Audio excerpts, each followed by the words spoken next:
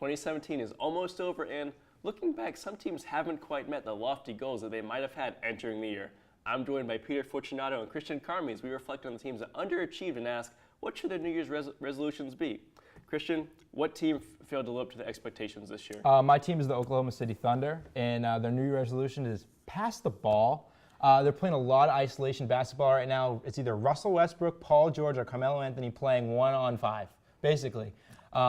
I blame this on mostly Billy Donovan and Russell Westbrook. I mean, the Rockets and the Celtics have new additions, and they're trying to make it work, and they're making it work. It's inexcusable. And, like, you can say as much as you want about, oh, the Heat did this and the Lakers did this, but, like, they're very disappointing, and they need to start playing together as a unit and really passing the ball and making each other better. I do agree with you on passing the ball. They are statistically been one of the worst teams in passing the ball since Kevin Durant did leave the team.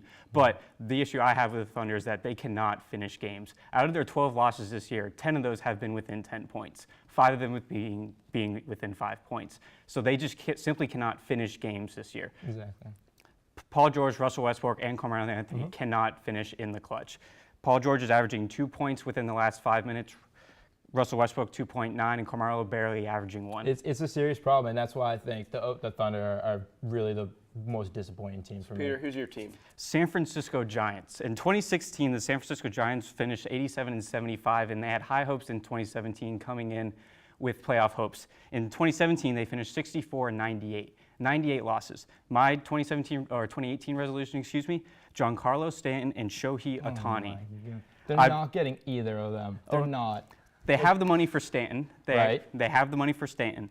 Ohtani wants to be in a small environment team. He has said in talks with other teams that he doesn't want to play in an environment with another Japanese player. But he's not going to sign with an NL team. That's just he wouldn't maximize his potential, and he wouldn't play every day. At least in the AL, he can bat every day and be the DH, and he can pitch on every 5 days. And in the NL, it'd have to be like weird. They'd have to. But there's no NL team that wants him. Days. There's no NL team that wants him. There's no AL team that wants him. There's the Yankees want him, of course, but he doesn't want to play in those bright lights. He wants to make a name for himself in San Francisco. So you're saying the only team that wants to sign him is the San Francisco Giants? San Francisco makes the most sense, in my opinion. Okay, even if they got either Stanton or Ohtani, you're in a division where you have the Dodgers and the Diamondbacks. It's still an extremely, extremely competitive division, even if you had Stanton or Ohtani. And you're not getting both. But if you got one of them. Plus, Stanton, the Giants won't get Stanton because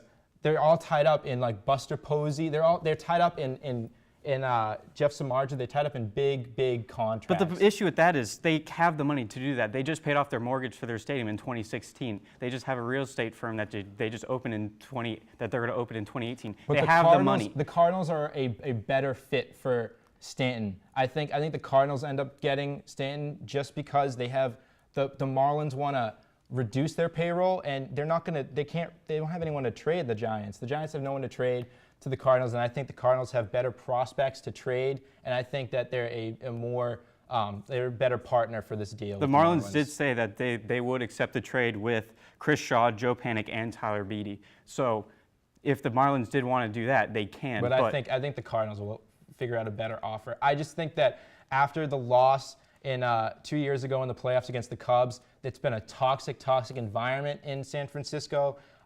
It's not good. They signed Pablo Sandoval back. Do you really think that's a great place to play? You really think Stanton or Ohtani wants to come there and play? It's a small market organization where they have good players surrounded. They have Buster Posey, Madison Bumgarner, unfortunately hurt on a dirt bike accident last year.